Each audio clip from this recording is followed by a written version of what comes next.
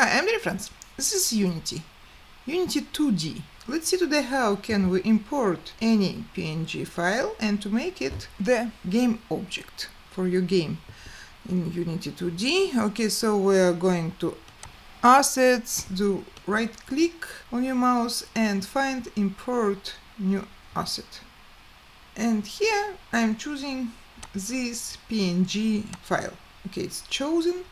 Then I'm going to hierarchy and I did right click of my mouse and creating empty object.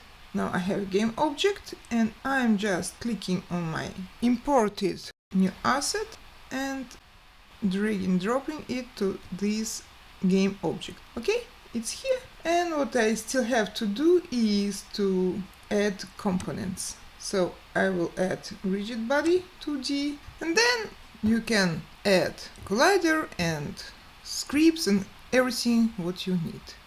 Okay, that's it. Thank you. Bye.